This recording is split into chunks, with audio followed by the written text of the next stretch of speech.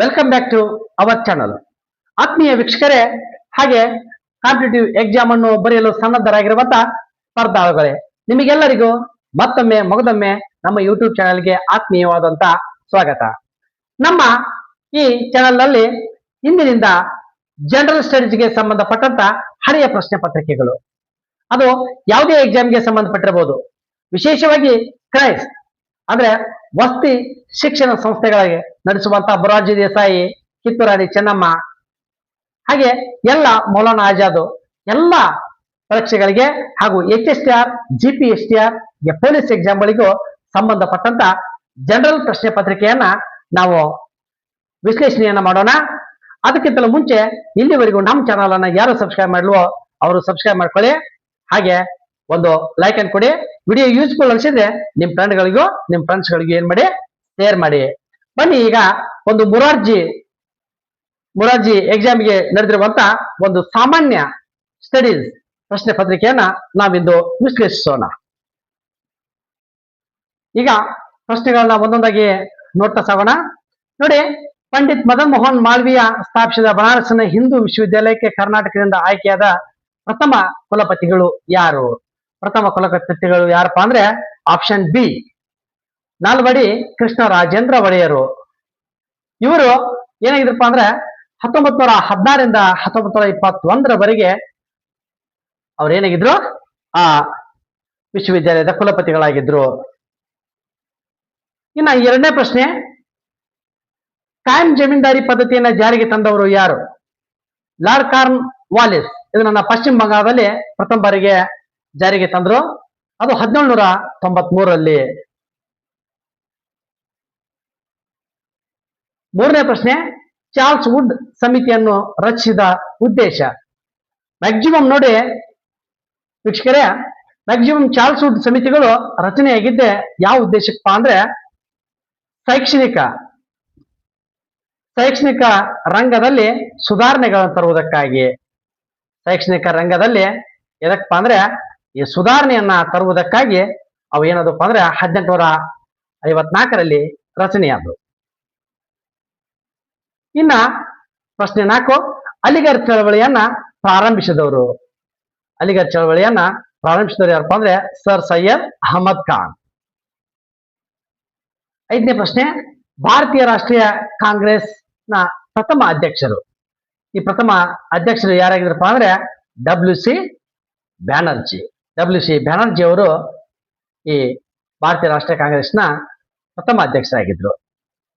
6ನೇ ಪ್ರಶ್ನೆ, 1953ರಲ್ಲಿ ರಾಜ್ಯ ಪುನರ್ ಸಂಘಟನಾ ಆಯೋಗವು ಇವರ ಅಧ್ಯಕ್ಷತೆಯಲ್ಲಿ ನೇಮಕಗೊಂಡಿತ್ತು. ಯಾರ ಅಧ್ಯಕ್ಷತೆಯಲ್ಲಿಪ್ಪ ಅಂದ್ರೆ ಫಜಲ್ ಅಲಿ ಅವರ ಅಧ್ಯಕ್ಷತೆಯಲ್ಲಿ ಈ ಪುನರ್ ಸಂಘಟನಾ ಆಯೋಗವು ರಚನೆಯಾಯಿತು. ಪ್ರಶ್ನೆ 7, ಭಾರತದಲ್ಲಿ ಪ್ರಥಮ ಬಾರಿಗೆ ಸಾಂಕೇತಿಕ ಟೋಕನ್ ನಾಣ್ಯ ಪದ್ಧತಿಯನ್ನ ಜಾರಿಗೆ ತಂದವರು ಯಾರಪ್ಪ ಅಂದ್ರೆ ದೆಹಲಿಯ ಸುಲ್ತಾನರಾದಂತ ಮೊಹಮ್ಮದ್ ಬಿನ್ ತುಘಲಕ್ ಅವರು ಏನಪ್ಪಾ ಅಂದ್ರೆ ಈ ನಾಣ್ಯ ಪದ್ಧತಿಯನ್ನ ಪ್ರಥಮವಾಗಿ ಜಾರಿಗೆ ತಂದ್ರು. ನೆಕ್ಸ್ಟ್ ಪ್ರಶ್ನೆಗೆ ಹೋಗೋಣ. ಬನವಾಸಿಯು ಡ್ಯಾಶರ ರಾಜಧಾನಿಯಾಗಿತ್ತು? ಇದು ಕದಂಬರ ರಾಜಧಾನಿಯಾಗಿತ್ತು. ನೇರವಾದ ಪ್ರಶ್ನೆ, ಇದು ಕದಂಬರ ರಾಜಧಾನಿಯಾಗಿತ್ತು. ಇದರ ಸಂಸ್ಥಾಪಕ ಮಯೂರ್ ವರ್ಮಾ. ಪ್ರಶ್ನೆ 9, ಯವನ ರಾಜ ಪ್ರತಿಷ್ಠಾಪನಾಚಾರ್ಯ ಎನ್ನುವ ಬಿರುದನ್ನು ಹೊಂದಿದ ದೊರೆ ಯಾರಪ್ಪ ಅಂದ್ರೆ ಕೃಷ್ಣದೇವರಾಯ ಅವರು ಯವನ ರಾಜ್ಯ ಪ್ರತಿಷ್ಠಾಪನಾಚಾರ್ಯ ಅಂದ್ರೆ ಅರಬರನ್ನ, ಹೊರಗಿನ ದೇಶದವರನ್ನ ಸೋಲಿಸಿ ಅವರಿಗೆ ರಾಜ್ಯವನ್ನು ಬಿಟ್ಟುಕೊಟ್ಟಿದ್ದಕ್ಕಾಗಿ ಅವನಿಗೆ ಆ ಬಿರುದು ಸಿಕ್ತು. ಸಿ.ವಿ. ರಂಗಾಚಾರ್ಲು ಡ್ಯಾಶ್ ಅವರ ಕಾಲದಲ್ಲಿ ಮೈಸೂರಿನ ದಿವಾಣರಾಗಿದ್ರು. ಯಾರ ಕಾಲದಲ್ಲಿ ಮೈಸೂರಿನ ದಿವಾಣರಾಗಿದ್ರಪ್ಪ ಅವರು? ಚಾಮರಾಜ ಒಡೆಯರ ಕಾಲದಲ್ಲಿ. ರಂಗಚಾರ್ಲು ಅವರು ಚಾಮರಾಜ ಒಡೆಯರ ಕಾಲದಲ್ಲಿ ಮೈಸೂರಿನ ದಿವಾಣರಾಗಿದ್ರು. 1974 ಆಪರೇಷನ್ ಫ್ಲಡ್ ಯೋಜನಾ ಕಾರ್ಯಕ್ರಮವು ಈ ಕೆಳಗಿನ ಯಾವುದನ್ನು ಪ್ರೋತ್ಸಾಹಿಸಲು ಆರಂಭಿಸಲಾಯಿತು? ಇಲ್ಲಿ ನೋಡ್ರಿ, ಶ್ವೇತ ಕ್ರಾಂತಿ.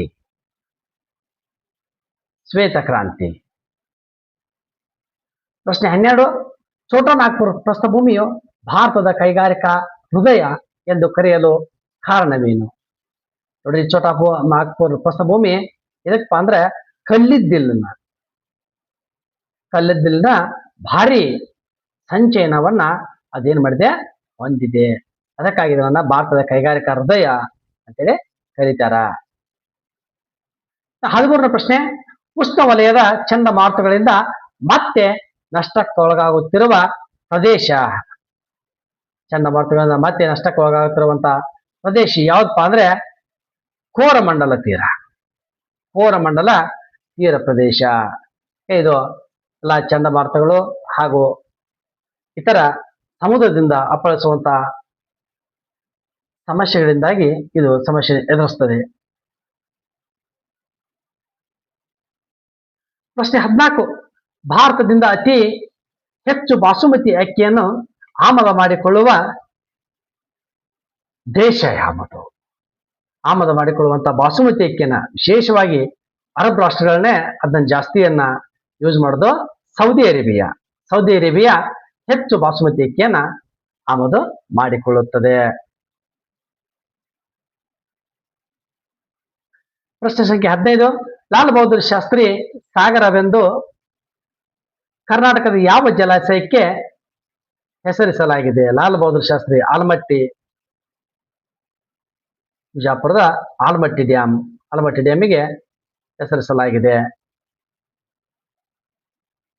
ಡೋಲೋಮೈಟ್ ಎನ್ನುವುದು ಜಲಶಿಲೆ. ಅದೊಂದು ಡೋಲೋಮೈಟ್ ಎನ್ನುವುದು ಜಲಶಿಲೆ. ಜಲಜ ಅಂತ ಕೊಟ್ಟರೆ ಜಲಶಿಲೆ, ಅದೊಂದು ಜಲಶಿಲೆಯಾಗಿದೆ. ಹುಲಿ ಸಂರಕ್ಷಣಾ ಕಾರ್ಯಕ್ರಮದಿಂದ ಹೊರತುಪಡಿಸಲಾದ ಕರ್ನಾಟಕದ ವನ್ಯಜೀವಿ ಧಾಮ ಯಾವುದು ಅಂತೇಳಿ ಕೇಳ್ತಾರ. ಇಲ್ಲಿ ನೋಡ್ರಿ, Anshi national park. Anshi national park. 18ನೇ ಪ್ರಶ್ನೆ, 2002ರಲ್ಲಿ ಭಾರತದ ಮೊದಲ ಸಬ್ಮೆರಿನ್ ಮ್ಯೂಸಿಯಂ ಅನ್ನು ಎಲ್ಲಿ ಸ್ಥಾಪಿಸಲಾಯಿತು? Answer D, Visakhapatnam. ನೋಡಿ, 19ನೇ ಪ್ರಶ್ನೆ, ಈ ಕೆಳಗಿನ ಪಟ್ಟಿ 1 ಮತ್ತು ಪಟ್ಟಿ 2 ಹೊಂದಿಸಿ ಸರಿಯಾದ ಉತ್ತರಗಳನ್ನ ಪಟ್ಟಿಗಳ ಕೆಳಗೆ ನೀಡಿರುವ ಸಂಕೇತಗಳಿಂದ ಆರಿಸಿ ಅಂದಾರ. ಈ ರೀತಿಯಾಗಿ ಪಟ್ಟಿಗಳನ್ನ ಹೆಚ್ಚಿಗ ಈಗಿನ ಪ್ರಶ್ನೆ ಪತ್ರಿಕೆಗಳಲ್ಲಿ ಹೆಚ್ಚು ಬರೋದೇ ಇವುಗಳಲ್ಲಿ 2 ಗುರುತಿದ್ರು ನಾವು ಆನ್ಸರ್ ಅನ್ನ ಪಟ್ಟ ತಿರಿಬಹುದು. ನೋಡ್ರಿ, ಹೀರಾಕುಡ್ ಜಲಾಶಯ ಇರೋದು ಎಲ್ಲಿ? ಒರಿಸ್ಸಾದಲ್ಲಿ. ಇನ್ನು ಮೆಟ್ರೋ ಡ್ಯಾಮ್ ಇರೋದು ತಮಿಳುನಾಡು. ಇದೇ ಕರ್ನಾಟಕ ಮತ್ತು ತಮಿಳುನಾಡು ಬಾರ್ಡರ್ಗೆ ಇದೆ.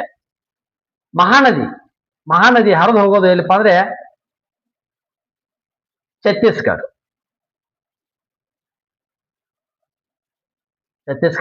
ನಾರಾಯಣಪುರ, ಕರ್ನಾಟಕ. ಅಂದ್ರೆ ಆಪ್ಷನ್ ಯಾವುದು? Option B is the right answer. Option B is the right answer. ಇನ್ನು ನೆಕ್ಸ್ಟ್ ಪ್ರಶ್ನೆ, ಚಿಲ್ಕಾ ಸರೋವರವು ಯಾವ ರಾಜ್ಯದಲ್ಲಿದೆ? ಇದು ಕೂಡ ಒರಿಸ್ಸಾ ರಾಜ್ಯದಲ್ಲಿದೆ. ಚಿಲ್ಕಾ ಸರೋವರ ಒರಿಸ್ಸಾ ರಾಜ್ಯದಲ್ಲಿದೆ. ನೆಕ್ಸ್ಟ್ ಪ್ರಶ್ನೆ, ಕೆಳಗಿನ ಯಾವ ಜೋಡಿಯು ಸರಿಯಾಗಿ ಹೊಂದಾಣಿಕೆಯಾಗಿಲ್ಲ? ನೋಡ್ರಿ, ಕೊಯ್ನಾ ಯೋಜನೆ ಮಹಾರಾಷ್ಟ್ರದೊಳಗಿದೆ. ಹಾಗೆ ಸಬರಿಗಿರಿ ಯೋಜನೆ ತಮಿಳುನಾಡಿನಲ್ಲಿ ಇಲ್ಲ. ಇದು ಉತ್ತರ ಭಾರತ ಕಡೆ ಬರುತ್ತೆ, ಇದು ಇಲ್ಲ. ಶರಾವತಿ ಯೋಜನೆ ಕರ್ನಾಟಕ, ಬಲಿಮೆಲ ಯೋಜನೆ ಒರಿಸ್ಸಾ. ಅಂದ್ರೆ option B is the right answer. ನೋಡಿ, ಪ್ರಶ್ನೆ ಸಂಖ್ಯೆ 22, ಏಷ್ಯಾದಲ್ಲಿ ಅತ್ಯಂತ ಹೆಚ್ಚು ತೊಗರಿ ಬೆಳೆ ಬೆಳೆಯುವ ಕರ್ನಾಟಕದ ಜಿಲ್ಲೆ ಯಾವುದು? ನೋಡ್ರಿ, ಕರ್ನಾಟಕದ ಜಿಲ್ಲೆ ಆಪ್ಷನ್ ಬಿ. ಯಾಕೆ ತೊಗರಿ ಹೆಚ್ಚು ಬೆಳೆಯೋದು ನಮ್ಮ ಉತ್ತರ ಕರ್ನಾಟಕದ ಮೇಲ್ಗಡೆನೆ, ಅಂದ್ರೆ ಕಲಬುರಗಿ. ಈಗಿನ ಗುಲ್ಬರ್ಗಾದಲ್ಲಿ ಅತ್ಯಂತ ಹೆಚ್ಚನ್ನ ಬೆಳೀತಾರ. ಇನ್ನ ನಂಜನಗೂಡು ಯಾವ ನದಿಯ ದಡದಲ್ಲಿದೆ? ನಂಜನಗೂಡು ಕಪಿಲಾ ನದಿಯ ದಡದಲ್ಲಿದೆ.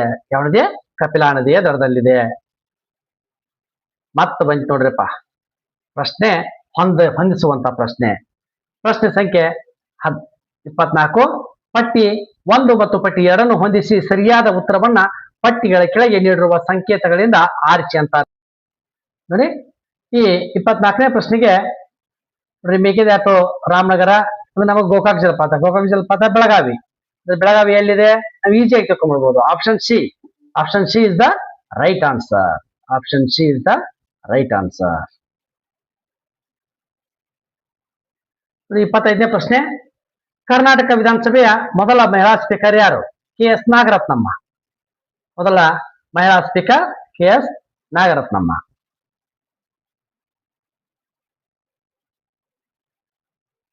ಪ್ರಶ್ನೆ 26, ಈ ಕೆಳಗಿನ ಸಂವಿಧಾನದ ಕಲಂಗಳಲ್ಲಿ ಯಾವ ಒಂದು ಕಲಂ ಭಾರತದಲ್ಲಿ ರಾಷ್ಟ್ರೀಯ ತುರ್ತು ಪರಿಸ್ಥಿತಿಯನ್ನು ಘೋಷಿಸಲು ಅವಕಾಶ ನೀಡಿದೆ? ಯಾವತ್ತಪ್ಪ ಅಂದ್ರೆ ಕಲಂ 352ನೇ ಕಲಂ. ಇನ್ನು 27ನೇ ಪ್ರಶ್ನೆ, ಈ ಕೆಳಗಿನ ಸಂವಿಧಾನದ ಕಲಂಗಳಲ್ಲಿ ಯಾವ ಒಂದು ಕಲಮು ಸರ್ವೋಚ್ಚ ನ್ಯಾಯಾಲಯದ ಮೂಲಕ ಮೂಲಭೂತ ಹಕ್ಕುಗಳನ್ನು ರಕ್ಷಿಸುತ್ತದೆ? ಯಾವತ್ತಪ್ಪ ಅಂದ್ರೆ ಆಪ್ಷನ್ ಡಿ 32ನೇ ಕಲಂ. ಈ ಕೆಳಗಿನ ನಮೂದಿಸಿರುವ ಸಂವಿಧಾನಗಳಲ್ಲಿ ಯಾವುದರಿಂದ ಭಾರತದ ಸಂವಿಧಾನದಲ್ಲಿರುವ ರಾಷ್ಟ್ರ ನಿರ್ದೇಶಕ ತತ್ವಗಳನ್ನು ಅಳವಡಿಸಲಾಗಿದೆ? ಇದು ಆಪ್ಷನ್ ಡಿ ಐರ್ಲೆಂಡ್ ಸಂವಿಧಾನದಿಂದ ಈ ನಿರ್ದೇಶಕ ತತ್ವಗಳನ್ನ ತೆಗೆದುಕೊಂಡಿರೋದು ಐರ್ಲೆಂಡ್ ಸಂವಿಧಾನದಿಂದ.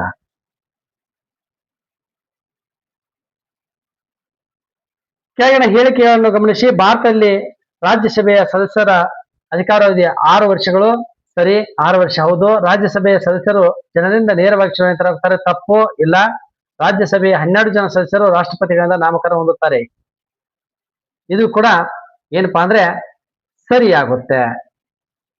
ಹಾಗಿದ್ರೆ ಆಪ್ಷನ್ ಸಿ 1 ಮತ್ತು 3 ಸರಿಯಾದಂತಹ ಉತ್ತರಗಳು. ಇನ್ನು ಪ್ರಶ್ನೆ ಸಂಖ್ಯೆ 30, ಈ ಕೆಳಗಿನ ಮಸೂದೆಗಳಲ್ಲಿ ಯಾವ ಒಂದನ್ನು ಸಾರ್ವಜನಿಕ ಮಸೂದೆ ಎಂದು ಕರೆಯುತ್ತಾರೆ? ಸಚಿವರಿಂದ ಮಂಡಿಸುವ ಮಸೂದೆ, ಲೋಕಸಭೆಯ ಸದಸ್ಯರು ಮಂಡಿಸುವ ಮಸೂದೆ, ರಾಜ್ಯಸಭೆಯ ಸದಸ್ಯರು ಮಂಡಿಸುವ ಮಸೂದೆ, ವಿರೋಧ ಪಕ್ಷದ ಸದಸ್ಯರು. ಅಂದ್ರೆ ಸಚಿವರಿಂದ. ಇದನ್ನ ಯಾಕಂದ್ರೆ ಹಣಕಾಸು ಸಚಿವರು ಮಂಡಿಸುವ ಮಸೂದೆಯೇ ಅದನ್ನ ಏನಂತಾರಪ್ಪ ಅಂದ್ರೆ ಸಾರ್ವಜನಿಕ ಮಸೂದೆ ಅಂತೇಳಿ ಕರೀತಾರ.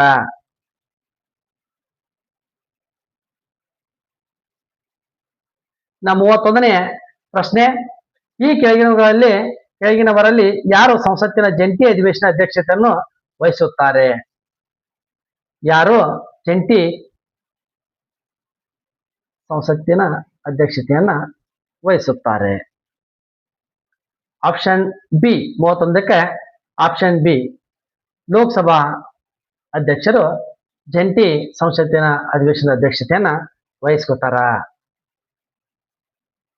ಪ್ರಶ್ನೆ 32, ಭಾರತದ ಸರ್ವೋಚ್ಚ ನ್ಯಾಯಾಲಯದ ನ್ಯಾಯಾಧೀಶರ ನಿವೃತ್ತಿ ವಯಸ್ಸು ಎಷ್ಟು ಅಂದ್ರೆ 65 ವರ್ಷ.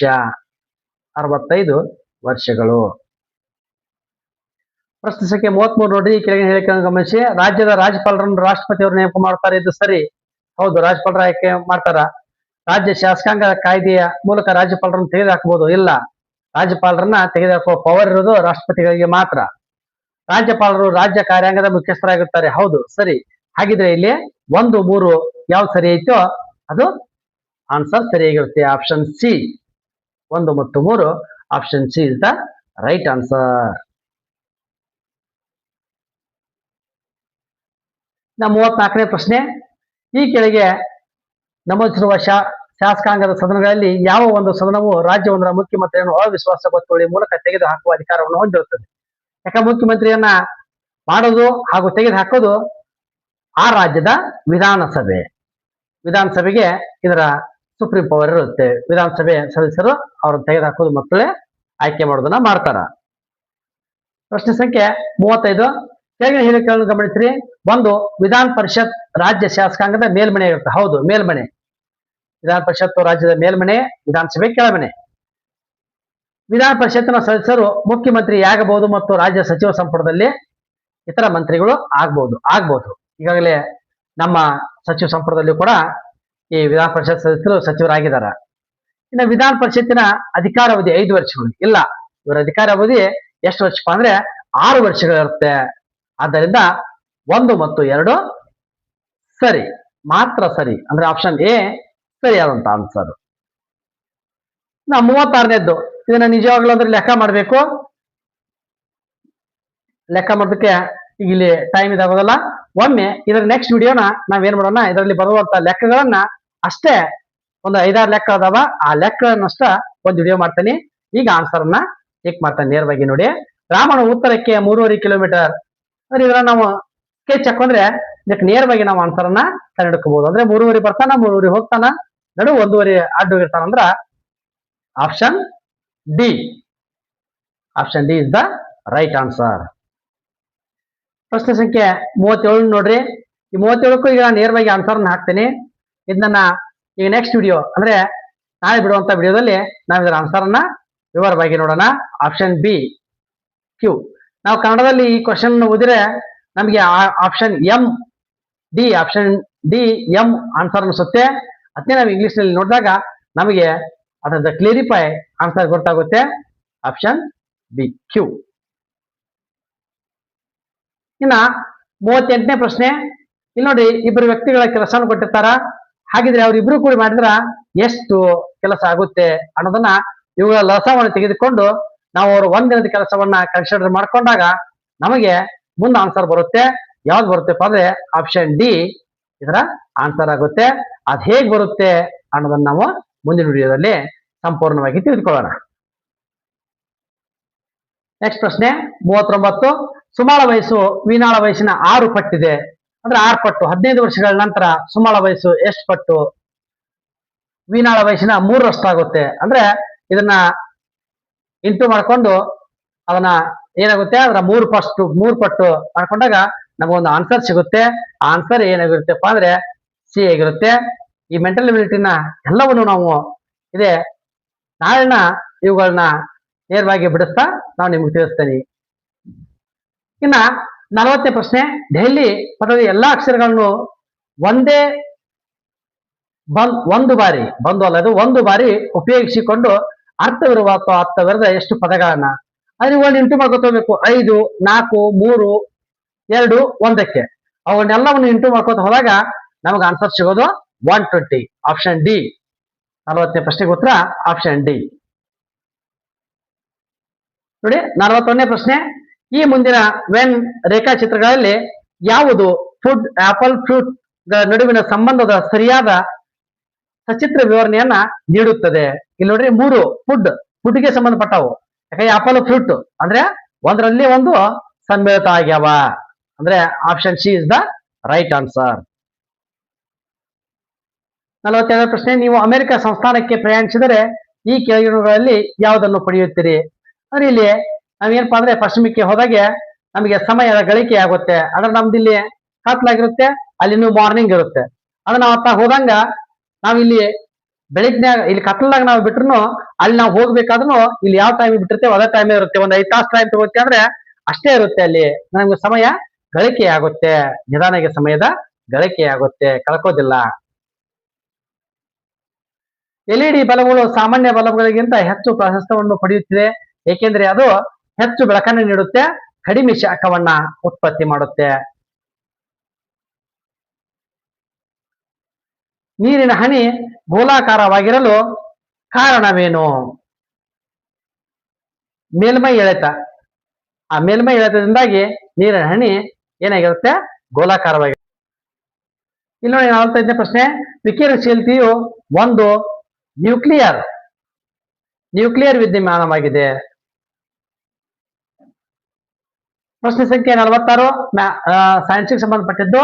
ಥರ್ಮಾಮೀಟರ್ ನಲ್ಲಿ ಪಾದರಸವನ್ನು ಬಳಸುತ್ತಾರೆ, ಕಾರಣವೇನೆಂದರೆ ಅದು ಗಾಜಿಗೆ ಅಂಟಿಕೊಳ್ಳುವುದಿಲ್ಲ, ಹಾಗೆ ಶಾಖದ ಒಳ್ಳೆಯ ವಾಹಕವಾಗಿದೆ. Option B is the right answer. ಇನ್ನು ಪ್ರಶ್ನೆ ಸಂಖ್ಯೆ 47. ಇಸ್ತ್ರಿ ಪೆಟ್ಟಿಗೆಯಿಂದ ವಿದ್ಯುತ್ ಪರಿಕರಗಳಲ್ಲಿ ಅಬ್ರಕ್ ಮೈಕಾ ಅನ್ನು ಬಳಸುತ್ತಾರೆ. ಯಾಕದನ್ನ ಬಳಸ್ತಾರ ಅಂತಂದ್ರ ಈ ಮೈಕಾ ಶಾಖದ ಉತ್ತಮ ವಾಹಕವಾಗಿದೆ.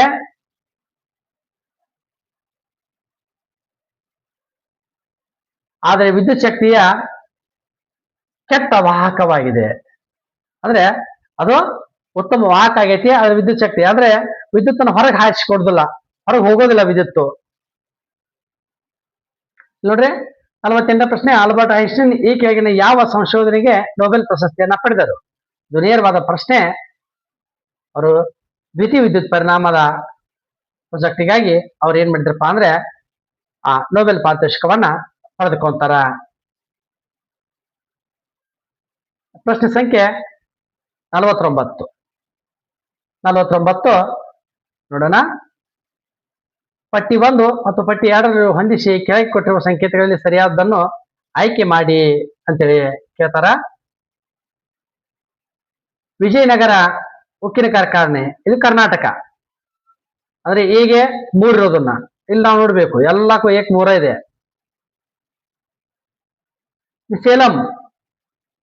ಸೇಲಂ ಉಕ್ಕು ಕೈಗಾರಿಕೆ ಅಂದ್ರೆ ಬಿಗೆ 2 ಇರೋದನ್ನ ನೋಡ್ಬೇಕು. ಸೇಲಂ ತಮಿಳುನಾಡು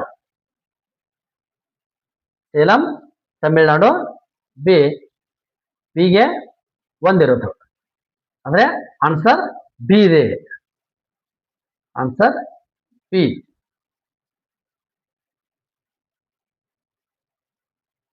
ಆನ್ಸರ್ ಬಿನೇ ಆಗುತ್ತೆ. ಎರಡು ಆನ್ಸರ್ ಸಿಕ್ಕರೆ ಸಾಕು, ನಮಗೆ ನಾವ್ ಏನ್ ಮಾಡ್ಬೋದು, ಈಸಿಯಾಗಿ ನಮ್ಮ ಉತ್ತರವನ್ನ ಕಂಡುಹಿಡ್ಕೋಬಹುದು.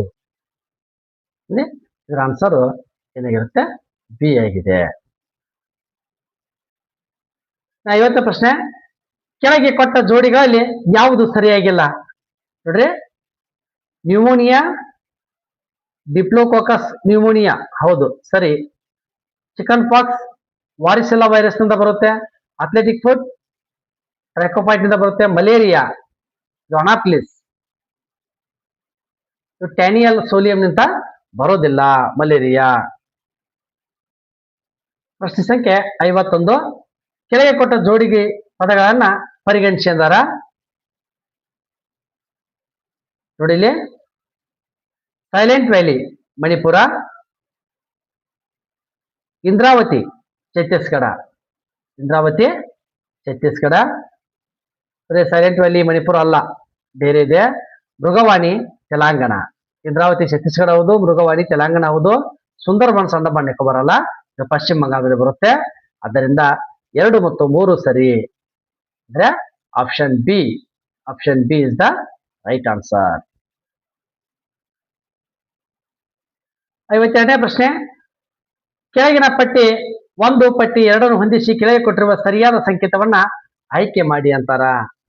ಅಂದ್ರೆ ಇವುಗಳ ಕೃತಿಕಾರರು ಯಾರು ಅನ್ನೋದನ್ನ ನಾವಿಲ್ಲಿ ಏನ್ ಮಾಡ್ಬೇಕಾಗುತ್ತೆ, ಕಂಡುಹಿಡಿಬೇಕಾಗುತ್ತೆ. ಡಿಸ್ಕವರಿ ಆಫ್ ಇಂಡಿಯಾದ್ದು ಯಾರಪ್ಪ ಅಂದ್ರೆ ಜವಾಹರ್ಲಾಲ್ ನೆಹರು ಅವರದ್ದು. ಇಂಡಿಯಾ ಡಿವೈಡೆಡ್ ಬಾಬು ರಾಜೇಂದ್ರ ಪ್ರಸಾದ್ ಅವ್ರದ್ದು. ಹಾಗೆ 40 of on British rule in India, ಇದನ್ನ ದಾದಾಬಾಯಿ ನವರೋಜ್ ಅವರು ಬರೀತಾರ. ಆಟೋಬಯೋಗ್ರಫಿ ಆಫ್ ಅನ್ನೋನ್ ಇಂಡಿಯಾ, ಇದು ನೀರಜ್ ಸಿ ಚೌಧರಿ ಅವ್ರದ್ದು. ಅಂದ್ರೆ ಆಪ್ಷನ್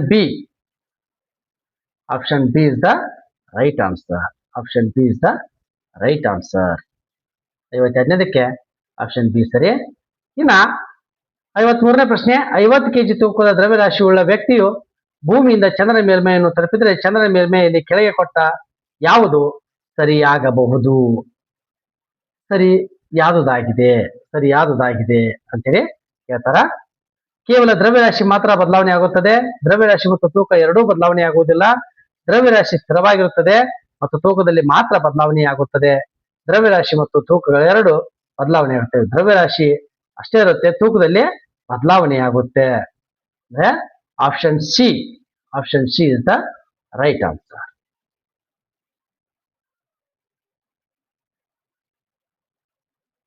ಪ್ರಶ್ನೆ ಸಂಖ್ಯೆ 54, ಕೆಳಗೆ ಕೊಟ್ಟಿರುವ ಸರಿಯಾದ ಸಂಕೇತವನ್ನು ಉಪಯೋಗಿಸಿ ಪಟ್ಟಿ 1, 2 ಹೊಂದಿಸಿದ್ದಾರೆ.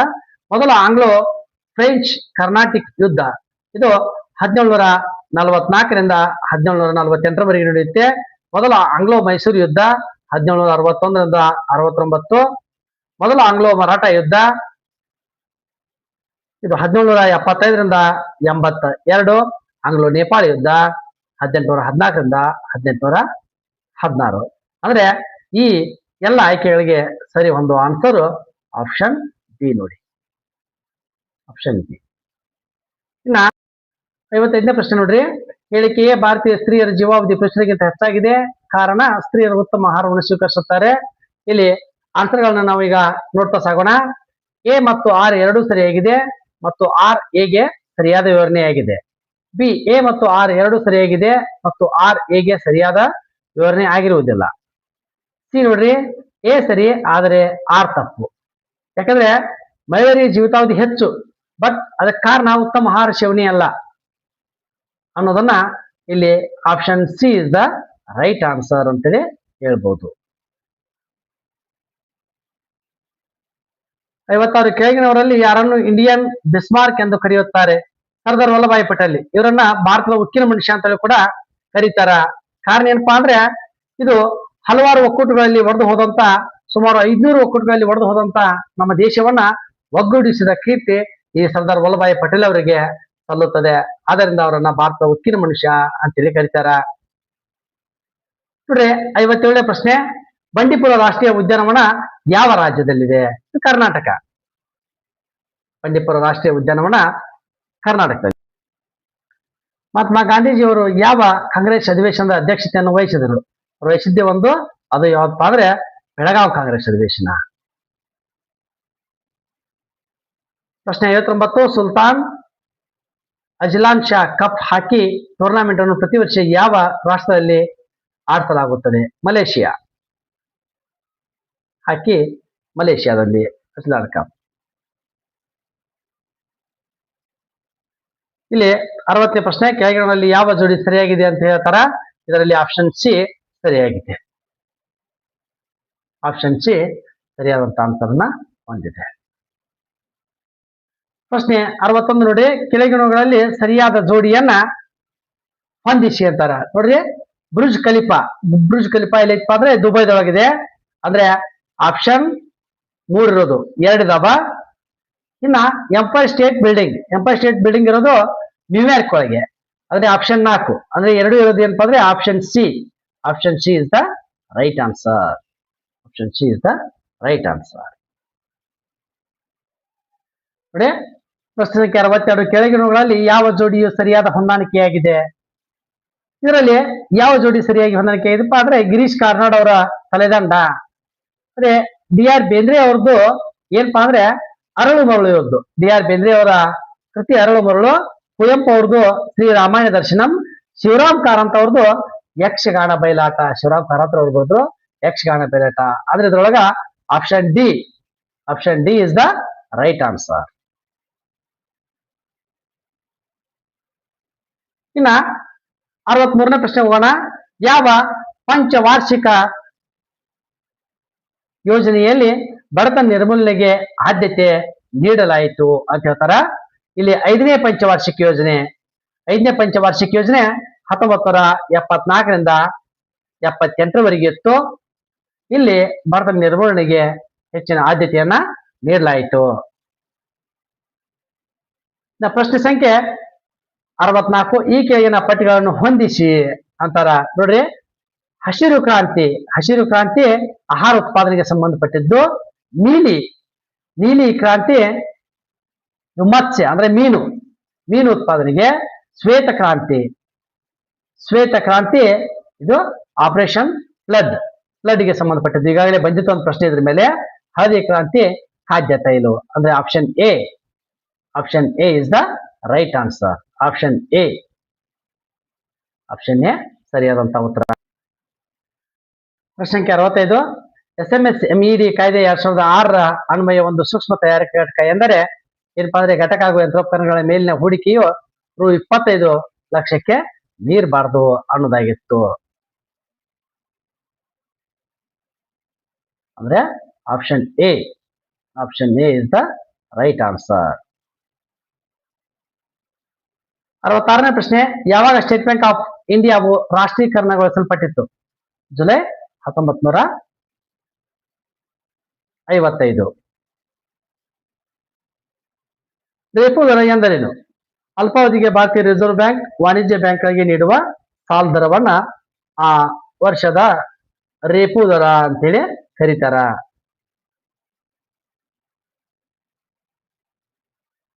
2011ರ ಭಾರತದ ಜನಗಣತಿಯ ಪ್ರಕಾರ ಪ್ರತಿ ಚದರ ಕಿಲೋಮೀಟರ್ಗೆ ಜನಸಾಂದ್ರತೆ ಎಷ್ಟಿತ್ತು ಅಂದ್ರೆ 382 ಇತ್ತು. ಇದು ಜನಗಣತಿಯ ವಿವರಣೆಯನ್ನು ಓದೋರಿಗೆ ಈಸಿಯಾಗಿ ಗೊತ್ತಾಗ್ಬಿಡುತ್ತೆ. 382 ಇತ್ತು. ಈ ಸಲದ್ದು ಇನ್ನೂ ಜನಗಣತಿ ನಡೀತಾ ಇದೆ. ಇನ್ನೂ ಎಂತೂ ಅದರ ಮಾಹಿತಿ ಇಲ್ಲ. 69 ಪ್ರಶ್ನೆ, 13ನೇ ಹಣಕಾಸಿನ ಆಯೋಗದ ಅಧ್ಯಕ್ಷರು ಯಾರಾಗಿದ್ರಪ್ಪ ಅಂದ್ರೆ 13ನೇ ಹಣಕಾಸಿನ ಆಯೋಗದ ಅಧ್ಯಕ್ಷರು ವಿಜಯ್ ಎಲ್ ಕೇಲ್ಕರ್. ಯಾರಾಗಿದ್ರು? ವಿಜಯ್ ಎಲ್ ಕೇಲ್ಕರ್. ಪ್ರಶ್ನೆ ಸಂಖ್ಯೆ 70, ಮೌಲ್ಯವರ್ಧಿತ ತೆರಿಗೆ ಎಂದರೆ ಆಮದಿನ ಮೇಲೆ ಹೇರುವ ತೆರಿಗೆ ಅಲ್ಲ, ಉತ್ಪನ್ನದ ಮೇಲೆ ವಿವಿಧ ಹಂತಗಳಲ್ಲಿ ವಿಧಿಸುವ ಮಾರಾಟ ತೆರಿಗೆ ಮೌಲ್ಯವರ್ಧಿತ ತೆರಿಗೆ. ಅಂದ್ರ ವಿವಿಧ ಹಂತಗಳಲ್ಲಿ ಉತ್ಪನ್ನಗಳ ಬೆಲೆ ಹೆಂಗೆ ಏರಿಕೆ ಆಗುತ್ತಲ್ಲ ಹಂಗ ಅವುಗಳ ಮೇಲೆ ತೆರಿಗೆಯನ್ನು ಹೇರ್ತಾ ಹೋಗೋದಕ್ಕ ಅದನ್ನ ಮೌಲ್ಯವರ್ಧಿತ ತೆರಿಗೆ ಅಂತ ಕರೀತಾರ. 71ನೇ ಪ್ರಶ್ನೆ, ಛಾಯಾಚಿತ್ರ ತಂತ್ರಜ್ಞಾನದಲ್ಲಿ ಈ ಕೆಳಗಿನ ಯಾವ ರಾಸಾಯನಿಕವನ್ನು ಬಳಸುತ್ತಾರೆ? Silver bromide. ಸಿಲ್ವರ್ ಬ್ರೋಮೈಡ್ ಅನ್ನ ಬಳಸ್ತಾರ. ಇನ್ನು 72ನೇ ಪ್ರಶ್ನೆ, ವಜ್ರದ ಮುಖ್ಯ ಘಟಕಾಂಶ ಯಾವುದು? ಇದಂತೂ ಗೊತ್ತಿರೋದೆ ಇಂಗಾಲ ಡೈಆಕ್ಸೈಡ್. ವಜ್ರದ ಮುಖ್ಯ ಘಟಕಾಂಶ ಇಂಗಾಲದ ಡೈಆಕ್ಸೈಡ್. ಕ್ಯಾನ್ಸರ್ ಚಿಕಿತ್ಸೆಗೆ ಉಪಯೋಗಿಸುವ ರೇಡಿಯೋ ಐಸೋಟೋಪಿ ಯಾವಪ್ಪ ಅಂದ್ರೆ CO60. 74ನೇ ಪ್ರಶ್ನೆ, ಬಯೋಗ್ಯಾಸ್ನ ಪ್ರಮುಖ ಘಟಕಾಂಶ ಮಿಥೇನ್.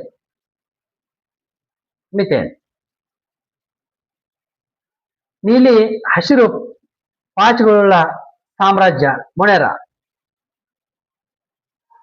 ನೀಲಿ ಹಸಿರು ಪಾಚುಗಳ ಸಾಮ್ರಾಜ್ಯ ಯಾವಪ್ಪ ಅಂದ್ರೆ ಮೊಣೆರಾ.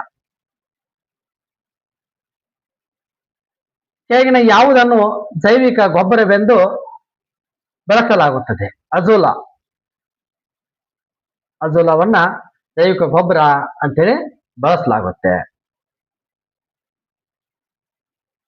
ಜತ್ರೋಪ ಮತ್ತು ಹೊಂಗೆ ಸಸ್ಯಗಳು ಜೈವಿಕ ಇಂಧನಗಳಾಗಿವೆ.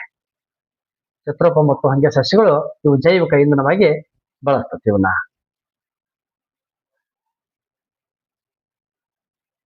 ಈ ಕೆಳಗಿನಗಳಲ್ಲಿ ಯಾವುದು ಸ್ಪಷ್ಟವಾದ ಜಾತಿಯ ಭಿನ್ನತೆಯನ್ನು ತೋರಿಸುವ ಸಾಮಾಜಿಕ ಕೀಟವಾಗಿದೆ? ಜೇನುನೊಣ. ಇದು ಸಪರೇಟ್ ಆಗಿರುತ್ತೆ ನೋಡಿ. ಪ್ರಶ್ನೆ ಸಂಖ್ಯೆ 79 ಸೈನ್ಸ್ಗೆ ಸಂಬಂಧಪಟ್ಟಿದ್ದು. ಪಟ್ಟಿ 1 ಮತ್ತು ಪಟ್ಟಿ 2 ಹೊಂದಿಸಿ ಕೆಳಗೆ ಕೊಟ್ಟಿರುವ ಸಂಕೇತಗಳಿಂದ ಸರಿ ಉತ್ತರವನ್ನ ಆಯ್ಕೆ ಮಾಡಿರ್ತಾರೆ. ಡಾಲ್ಫಿನ್ ಇದು ಸಸ್ತನಿ. ಹಲ್ಲಿ ಸರೀಸೃಪ. ಶಾರ್ಕ್ ನೋಡ್ರಿ, ಇದು ಮೀನು. ನಮಗೆ ಇವು ಗುರುತಿರಪ್ಪ ಅಂದ್ರೆ ಶಾರ್ಕ್ ಅಂತ ಮೀನು. ಕಪ್ಪೆ ಉಭಯವಾಸಿ. ಇದು ನಾವು ಆನ್ಸರ್ ನೋಡ್ಬಿಡೋಣ. 4ನೇದ್ದು 2 ಯಾವುದು ಇಲ್ವೇ ಇಲ್ಲ, ಇದು ಒಂದೇ ಇದೆ. ಕಪ್ಪೆಗೆ ಉಭಯವಾಸಿ ಒಂದೇ ಇದೆ ಅಂದ್ರೆ option D is the right answer. Option D. ಇನ್ನು 80ನೇ ಪ್ರಶ್ನೆ ನೋಡ್ರಿ, ಪ್ರಾಣಿಗಳ ವರ್ಗೀಕರಣ ಶಾಸ್ತ್ರ ಪ್ರಕಾರ ಈ ಕೆಳಗಿನವುಗಳಲ್ಲಿ ಯಾವುದು ಸರಿಯಾದ ಅನುಕ್ರಮಣಿಕೆಯಾಗಿದೆ? ನೋಡ್ರಿ, ಪ್ರಾಣಿಗಳ ವರ್ಗೀಕರಣ ಶಾಸ್ತ್ರದ ಪ್ರಕಾರ ಹಂಗ ಸುಮ್ಮನೆ ನಾವು ಹೇಳ್ಬಾರ್ದು. ಆ ವರ್ಗೀಕರಣ ಶಾಸ್ತ್ರದ ಅಧ್ಯಯನವನ್ನು ಮಾಡಿದವರಿಗೆ ಇದು ಕ್ಲಿಯರ್ ಆಗಿ ಗೊತ್ತಾಗುತ್ತೆ. ಸಾಮ್ರಾಜ್ಯ, ವಂಶ, ಕುಟುಂಬ, ಗುಣ, ಜಾತಿ, ವರ್ಗ, ಪ್ರಭೇದ. ಸಾಮ್ರಾಜ್ಯ, ಗಣ, ವಂಶ, ಜಾತಿ, ವರ್ಗ. ಸಾಮ್ರಾಜ್ಯ, ಗಣ, ವಂಶ. ನೋಡ್ರಿ, ಸಾಮ್ರಾಜ್ಯಗಿಂತ ವಂಶಗಿಂತ ಕುಟುಂಬ ಬರಲ್ಲ, ವರ್ಗ ಆಗಿಂದ ಗಣ, ಗುಂಪು ಒಂದು. ಸಾಮ್ರಾಜ್ಯ ಅಂದ್ರೆ ಇಡೀ ಸಾಮ್ರಾಜ್ಯ. ವಂಶ ಅಂದ್ರೆ ಒಂದು ವಂಶ ತಲೆತಲಾಂತರದ್ದು. ವರ್ಗ ಅಂದ್ರೆ ಒಂದು ಜಾತಿಗೆ ಸಂಬಂಧಪಟ್ಟಿದ್ದು. ಗಣ ಒಂದು ಗುಂಪಿಗೆ ಸಂಬಂಧಪಟ್ಟಿದ್ದು. ಕುಟುಂಬ ಒಂದು ಮಣಿಗೆ ಸಂಬಂಧಪಟ್ಟಿದ್ದು. ಜಾತಿ ಅದರೊಳಗಿನ ಜಾತಿ. ಪ್ರಭೇದ ಅಂದ್ರೆ 85ಕ್ಕೆ option D is the right answer. 81ನೇ ಪ್ರಶ್ನೆ ಹೆಚ್ಚು ಓದಿಸ್ಕೊಳ್ಳುತ್ತೆ. ಅದಕ್ಕೆ ನಾ ಇದನ್ನ ಏನ್ ಮಾಡೋಣಪ್ಪ ಅಂದ್ರೆ ನೀವು ಓದ್ಕೊಂಡು ಇದನ್ ಮಾಡ್ಕೊಳ್ಳಿ. ಇದರ ಆನ್ಸರ್ ಏನಾಗುತ್ತೆ? ಆಪ್ಷನ್ ಎ ಆಗುತ್ತೆ. Option A.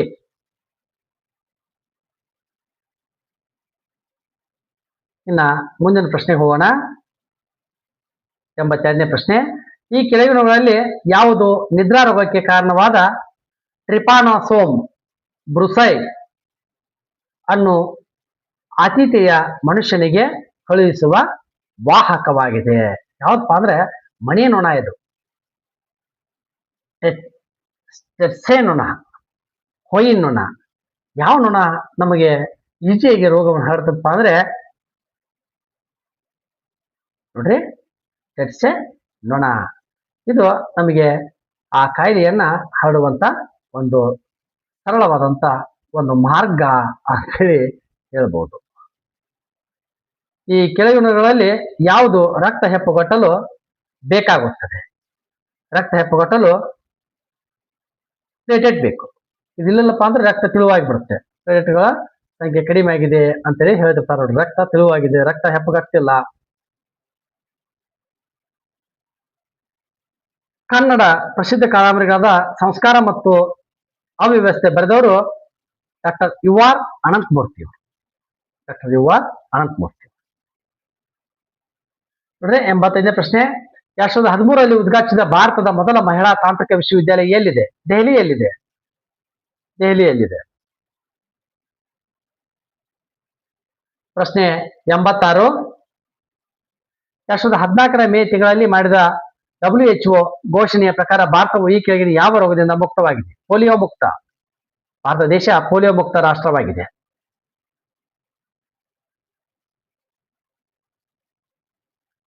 ಈ ಕೆಳಗಿನ ಯಾವ ವಿಜ್ಞಾನಿ 2014ರ ರಸಾಯನಶಾಸ್ತ್ರ ನೊಬೆಲ್ ಪ್ರಶಸ್ತಿಯನ್ನು ಪಡೆದುಕೊಂಡರು?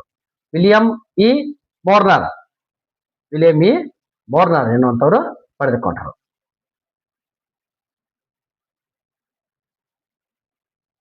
ಮಲೇಷಿಯಾ ದೇಶದ ಪ್ರಧಾನಿ ಹೇಳಿಕೆಯ ಪ್ರಕಾರ ಡ್ಯಾಶ್ ಎಂಬ ಹೆಸರಿನ ವಿಮಾನವು ಡ್ಯಾಶ್ ಪ್ರಯಾಣಿಕರನ್ನು ಕರೆದೊಯ್ಯುತ್ತಿದ್ದಾಗ ದಕ್ಷಿಣ ಹಿಂದೂ ಮಹಾಸಾಗರದ ಅಪಘಾತಕ್ಕೀಡಾಯಿತು. ಈ ಕೆಳಗಿನ ಯಾವ ಪದಗಳ ಮೇಲ್ಕಂಡ ಬಿಟ್ಟ ಸ್ಥಳಗಳಿಗೆ ಸರಿಯಾದ ಉತ್ತರವನ್ನ ಕೊಡ್ತಾವು ಅಂತ ಕೇಳ್ತಾರ. ನೋಡ್ರಿ, ಆಪ್ಷನ್ ಸಿ. ಯಾಕಂದ್ರೆ ಸೇಮ್ ಅನಿಸುತ್ತೆ. ಇದು 370, ಇದು 370 ಗಾಡಿ. ಬಟ್ ಜನರ ಸಂಖ್ಯೆಯಲ್ಲಿ ವ್ಯತ್ಯಾಸ ಆಗುತ್ತೆ. ಆ ಗಾಡಿ ಒಳಗಿದ್ದಂತ ಜನರು 200, ಏರೋಪ್ಲೇನ್ ಇರುವಂತ ಜನರು 239. 89ನೇ ಪ್ರಶ್ನೆ. ಈ ಕೆಳಗಿನ ಯಾರನ್ನು ಇತ್ತೀಚೆಗೆ ನ್ಯಾಷನಲ್ ಸೆಕ್ಯೂರಿಟಿ ಅಡ್ವೈಸರ್, ರಾಷ್ಟ್ರೀಯ ಭದ್ರತಾ ಸಲಹೆಗಾರ ಅಂದ್ರೆ ಇದು ಕರೆಂಟ್ ಅಫೇರ್ಸ್, ಇದು ಬದಲಾಗುತ್ತೆ. ಅವಾಗ ಇದನ್ ಮಾಡಿದವರು ಅಜಿತ್ ದೋವಲ್.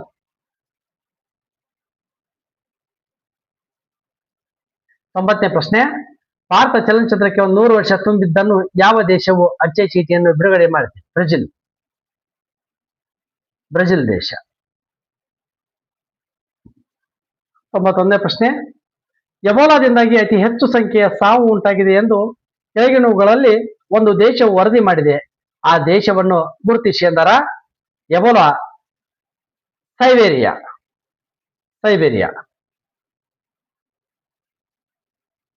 92ನೇ ಪ್ರಶ್ನೆ. 2014ರಲ್ಲಿ ಭಾರತದ ಯಾವ ರಾಜ್ಯವು ಸಾರ್ವತ್ರಿಕ ಆರೋಗ್ಯ ರಕ್ಷಣೆಯನ್ನ ನೀಡುವಲ್ಲಿ ಪ್ರಥಮವೆನಿಸಿದೆ? ಕರ್ನಾಟಕ ರಾಜ್ಯ. ಇನ್ನ ಪ್ರಶ್ನೆ ಸಂಖ್ಯೆ 93. ಫಿಫಾ 2014ರಲ್ಲಿ ಚಿನ್ನದ ಬೂಟು ಮತ್ತು ಗೋಲ್ಡನ್ ಬೂಟು ಮತ್ತು ಚಿನ್ನದ ಚೆಂಡು ಗೋಲ್ಡನ್ ಬಾಲ್ ಪ್ರಶಸ್ತಿಯನ್ನು ಕ್ರಮವಾಗಿ ಡ್ಯಾಶ್ ಮತ್ತು ಡ್ಯಾಶ್ ಇವರಿಗೆ ಕೊಡಲಾಯಿತು. ಕೆಳಗಿನ ಯಾವ ಆಯ್ಕೆಯು ಸರಿಯಾದ ಉತ್ತರವನ್ನ ಹೇಳುತ್ತದೆ? Option C. ಜೇಮ್ಸ್ ರೋಡ್ರಿಗಸ್ ಮತ್ತು ಲಿಯೋನೆಲ್ ಮೆಸ್ಸಿ. ಈ ಸರಿನೂ ಫಿಫಾ ವರ್ಲ್ಡ್ ಕಪ್ ನಡೆದಿದೆ. ಆ ಫಿಫಾ ವರ್ಲ್ಡ್ ಕಪ್ ಮೇಲೆ ಖಂಡಿತ ಒಂದು ಪ್ರಶ್ನೆ ಬಂದೇ ಬರುತ್ತೆ. ಅದನ್ನು ಸರಿಯಾಗಿ ನೋಡ್ಕೊಳ್ಳಿ, ಪ್ರತಿಯೊಂದು ಮಾಹಿತಿಯನ್ನು. 94ನೇ ಪ್ರಶ್ನೆ. ಈ ವರ್ಷದ ಬಸವರಾಜ್ ಕಟ್ಟಿಮಿನಿ ಕಾದಂಬರಿ ವಿಭಾಗದಲ್ಲಿ ರಾಷ್ಟ್ರೀಯ ಅಂದ್ರೆ ಕರೆಂಟ್ ಅಫೇರ್ಸ್ ಆ ವರ್ಷಕ್ಕೆ ಸಂಬಂಧಪಟ್ಟಂತದ್ದು ಬಂದಿರುತ್ತೆ. ಈ ಎಕ್ಸಾಮ್ ನಡೆದ ವರ್ಷಕ್ಕೆ ಅವಾಗ ಗೀತಾ ನಾಗಭೂಷಣ್ ಮತ್ತು ಬಾಲಚಂದ್ರ ನೆಮಾಡಿ ಅವರಿಗೆ ಆ ಪ್ರಶಸ್ತಿ ಸಿಕ್ಕಿತ್ತು. 95ನೇ ಪ್ರಶ್ನೆ.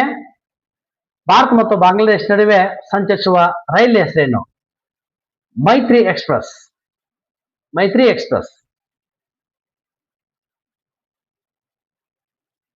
96ನೇ ಪ್ರಶ್ನೆ. ಈ ಕೆಳಗಿನ ಯಾವ ಬ್ರಿಟಿಷ್ ಅಧಿಕಾರಿಗಳು ಜಹಾಂಗೀರ್ನ ಆಸ್ಥಾನಕ್ಕೆ ಭೇಟಿ ನೀಡಿದ್ದರು? ಸರ್ ವಿಲಿಯಮ್ಸ್, ಹ್ಯಾವಿಸನ್ ಮತ್ತು ಕ್ಯಾಪ್ಟನ್ ಬೆಸ್ಟ್ ಮತ್ತು ಥಾಮಸ್ ಸ್ಟ್ರೋ, ಡೂಮ್ಸ್ ಮತ್ತು ಲೇನಿಯರ್, ಮೇಜರ್ ಲಾರೆನ್ಸ್ ಮತ್ತು ಹೋಲ್ಬರ್ಟ್. ಇದರಲ್ಲಿ ಸರಿಯಾದ ಉತ್ತರ ಯಾವ್ದಪ್ಪ ಅಂದ್ರೆ ಸರ್ ವಿಲಿಯಮ್ಸ್, ಹ್ಯಾವಿಸನ್ ಮತ್ತು ಕ್ಯಾಪ್ಟನ್ ಬೆಸ್ಟ್. ಹಾಗೆ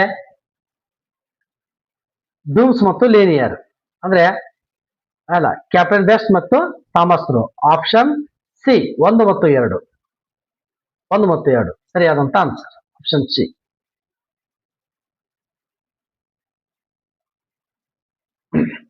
ತೊಂಬತ್ತೇಳನೇ ಪ್ರಶ್ನೆ, ಎಕ್ಸ್ಲಾ ಚಾಪೆಲ್ ಒಪ್ಪಂದದ ಮಹತ್ವವೇನು? ಇದು ಏನಪ್ಪಾ ಅಂದ್ರೆ ಇದರ ಮಹತ್ವ, ಇದು ಪ್ರಥಮ ಕರ್ನಾಟಕ ಯುದ್ಧ ಮತ್ತು ಆಸ್ಟ್ರಿಯಾ ಯುದ್ಧವನ್ನ ಕೊನೆಗೊಳಿಸುತ್ತದೆ. 98ನೇ ಪ್ರಶ್ನೆ, ವೇದಗಳಿಗೆ ಹಿಂತಿರುಗಿ ಇದು ಯಾವ ಸಮಾಜದ ಘೋಷಣೆಯಾಗಿದೆ? ಇದು ಆರ್ಯ ಸಮಾಜ. 99ನೇ ಪ್ರಶ್ನೆ, ಈ ಕೆಳಗಿನ ಯಾವ ದೇವಾಲಯವನ್ನು ದೇವಾಲಯಗಳ ಚಕ್ರವರ್ತಿ ಎಂದು ಕರೆಯಲಾಗಿದೆ ಹಾಗೂ ಯಾರಿಂದ ಇದು ನಿರ್ಮಾಣವಾಗಿದೆ? ಮಹಾದೇವ ಗುಡಿ ಇಟಗಿ. ಮಹಾದೇವ್ 6ನೇ ವಿಕ್ರಮಾದಿತ್ಯನ ದಳಪತಿಯಿಂದ ಕಟ್ಟಲ್ಪಟ್ಟಿದೆ. ಇದು ನಮ್ಮ ಮೊದಲ ಪ್ರಶ್ನೆ ಪತ್ರಿಕೆಯ ಕೊನೆಯ ಪ್ರಶ್ನೆ. 100ನೇ ಪ್ರಶ್ನೆ, ಬೇಲೂರಿನ ಚನ್ನಕೇಶವ ಗುಡಿಯ ನಿರ್ಮಾಣ ಕಾರ್ಯವನ್ನು ಪೂರ್ಣಗೊಳಿಸಿದ ಶಿಲ್ಪಿಗಳು ಯಾರು? ದಾಸೋಜ ಮತ್ತು ಅವನ ಮಗ ಚಾವಣ ಹಾಗೂ ಜಕಣಾಚಾರಿ ಮತ್ತು ಅವನ ಮಗ ಡಕಣಾಚಾರಿ. ಇವರಿಬ್ರು ಅಂದ್ರೆ option A is the right answer. ವೀಕ್ಷಕರೇ ಹಾಗೂ ಪರೀಕ್ಷೆಯನ್ನು ಎದುರಿಸಲು ಸನ್ನದ್ಧರಾಗಿರುವಂತ ಪರೀಕ್ಷಾರ್ಥಿಗಳೇ, ನಮ್ಮ ವಿಡಿಯೋ ನಿಮ್ಗೆ ಇಷ್ಟವಾಯಿತು ಅನ್ಕೋತೇನೆ. ಈ ವಿಡಿಯೋಕ್ಕಿಂತ ನಿಮಗೆ ಹೆಚ್ಚಿನ ಎಕ್ಸ್ಪ್ಲೇನು ಯಾವುದೋ ಒಂದು ವಿಷಯಕ್ಕೆ ಸಂಬಂಧಪಟ್ಟಂತ ಈ ಪ್ರಶ್ನೆಗಳನ್ನ ಎಕ್ಸ್ಪ್ಲೇನು ನಿಮಗೆ ಜಾಸ್ತಿ ಬೇಕಿತ್ತು ಅಂದ್ರೆ ನಮ್ಮ ಕಾಮೆಂಟ್ ಬಾಕ್ಸ್ ನಲ್ಲಿ ಕಾಮೆಂಟ್ ಅನ್ನು ಮಾಡಿ ತಿಳಿಸಿ. ನಾವು ನಿಮಗೆ ಹೆಚ್ಚಿಗೆ ನಿಮಗೆ ತಲುಪುವಂತೆ ನೀವು ಯಾವ ರೀತಿಯಾಗಿ ಎಕ್ಸಾಮ್ಗೆ ತಯಾರಿ ಮಾಡ್ಕೋಬೇಕೋ ಆ ರೀತಿಯಾಗಿ ನಾವು ನಿಮಗೆ ವಿಡಿಯೋವನ್ನ ಮಾಡಿ ತಲುಪಿಸ್ತೇವೆ. Okay, thank you.